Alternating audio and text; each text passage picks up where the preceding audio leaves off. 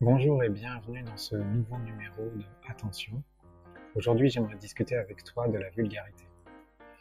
Alors hier soir, je suis allé au restaurant avec mon père et puis à la table d'à côté, il y avait un couple avec deux jeunes gens, donc 4 personnes, et la dame et le monsieur, ils étaient d'une vulgarité, c'était juste hallucinant.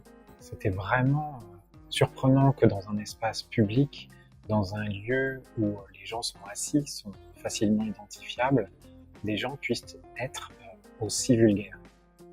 Et en fait, donc ça nous a pas mal travaillé. Alors, outre le fait que ça nous a pas mal dérangé pendant le repas, ça nous a pas mal travaillé ensuite. On en a discuté d'ailleurs dans la voiture en rentrant.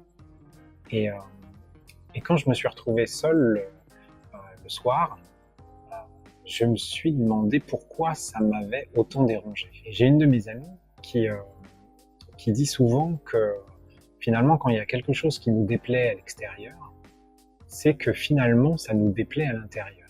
Un peu comme la notion du miroir, en fait, que l'extérieur nous renverrait pour déterminer, pour nous aider, en fait, à identifier ce qui nous dérange. Alors après, je me suis posé la question de savoir, est-ce que, in fine, moi aussi, je pouvais avoir des comportements, alors je sais pas, pas d'une telle vulgarité, parce que ça j'en suis sûr, mais d'avoir un comportement grossier, vulgaire, qui pourrait mettre quelqu'un autant mal à l'aise que moi, ou que mon père ou moi avons pu l'être pendant le dîner. Et en fait, en toute transparence, ce que je me suis aperçu, c'est que finalement, bah, oui, il y a quand même des situations dans la vie de tous les jours où on a cette espèce de vulgarité qui est devenue peut-être une norme, ou, enfin je sais pas, parce que je suis pas fondamentalement orienté sur les phénomènes de société, mais je pense que globalement on est quand même dans certaines situations vulgaires, grossiers, et, finalement est-ce que c'est vraiment nécessaire? Je sais pas ce que tu en penses, mais à un moment donné, est-ce qu'on peut pas, puisque notre objectif quand même c'est d'être la meilleure version de nous-mêmes, est-ce qu'on peut pas changer ça?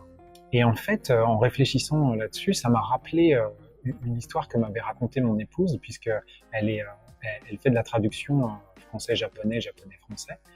Et une fois, elle était en session de traduction, et la jeune Française qui était là, qui faisait partie d'un groupe d'étudiants qui était dans une école, elle arrêtait pas de dire putain. Putain de truc, putain de merde, putain de truc, putain de merde. Et à un moment donné, mon épouse dit, vous savez, je comprends ce que vous dites, mais je peux pas me permettre de traduire. Et à ce moment-là, la jeune femme s'est rendue compte que son comportement, qui lui paraissait naturel, ou probablement qu'elle faisait pas attention, n'était pas normal. Et ce qui est intéressant, c'est qu'elle a changé, c'est que pendant le reste de la journée, ensuite, cette jeune femme s'est arrêtée d'avoir ce comportement. Et donc je me suis dit, tiens, finalement, moi qui, quand je suis au volant, peux avoir la volonté de traiter un tel ou un tel de connard parce qu'il avance pas assez vite ou parce qu'il fait pas ce que je veux, peut-être que moi aussi je peux changer ça. Alors ce que je te propose, c'est que, parce que je pense que toi aussi, à un moment donné, tu as fait face à ta propre vulgarité ou à ta propre grossièreté, ce que je te propose, c'est un petit exercice que tu peux faire à minima une semaine, si ce n'est toute la vie, c'est de remplacer certains mots qui sont devenus un peu des mots courants, qui ne devraient pas d'ailleurs, et de les remplacer par d'autres. Donc je te propose 3 mots. Donc le premier c'est putain, puisqu'on n'arrêtait pas de dire putain, oh là là, putain. Donc ce que je te propose, c'est de remplacer ça par punaise. On comprend ce que tu veux dire, on comprend que ça t'agace, mais globalement c'est finalement une punaise, c'est soit le truc qui pique et qu'on met sur le mur, soit le truc qui pue quand on l'écrase. Donc globalement, on devrait comprendre ce que tu dis sans forcément te trouver grossier. En tout cas, je l'utilise depuis donc hier soir et je fais attention et ça me procure une petite satisfaction. Après, il y a un autre cas que je voudrais traiter, c'est je m'en fous. Oh, je m'en fous, franchement. Non, mais c'est bon, je m'en fous. Ce que je te propose, c'est qu'on le remplace, toi comme moi, par « je m'en moque », qui est d'ailleurs du bon français finalement, et qui dit fondamentalement exactement la même chose. Donc, ok, c'est bon, je m'en moque. Et là, en fait, rien qu'en disant ça, on passe du statut « j'étais quelqu'un de grossier » à « je suis quelqu'un qui est juste agacé et qui n'a pas envie de s'enquiquiner avec ça ». Et là, tu vois que j'ai failli dire qui n'a pas envie de s'emmerder avec ça.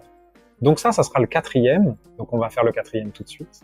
Donc remplacer s'emmerder par s'enquiquiner, qui est un peu plus marrant à dire et finalement un peu plus vieux français qui nous donnera un petit côté dandy, on va dire. Et puis le 3e que j'avais préparé, je savais pas qu'il y avait un 4e, mais je vais le rajouter sur ma liste de mots à faire attention, c'est le fameux connard. Le connard de la route, le connard qui nous éclabousse quand on marche dans la rue, le connard qui, à la poste, discute pendant 3/4 d'heure et qui veut pas nous... Ce connard-là, ou ce bâtard aussi, souvent le bâtard, c'est... Je te propose de remplacer tout ça par tétard. Finalement, ça finit à peu près pareil, enfin ça finit pareil, et ça commence à peu près pareil, donc globalement. Mais c'est quoi ce tétard? À un moment donné, on devrait, in fine, pouvoir basculer de tétard à quelque chose d'un peu plus friendly, voire le supprimer tout de suite. Mais comme il faut y aller par étapes, que notre objectif c'est pas de changer du jour au lendemain et de devenir la meilleure version de nous-mêmes comme ça, juste en un claquement de doigts, faisons par étapes. Et donc, je te propose de remplacer putain par punaise, je m'en fous par je m'en moque, connard ou bâtard par tétard, et ça m'emmerde par ça m'enquiquine. Donc voilà. Donc j'espère que cette petite vidéo sur la vulgarité t'aura donné un autre point de vue, le mien, et que ça te permettra à toi de faire un effet miroir et que ça puisse t'apporter une solution pour diminuer, voire annihiler complètement ta grossièreté. Donc je te souhaite bonne route vers la meilleure version de toi-même. À la prochaine fois.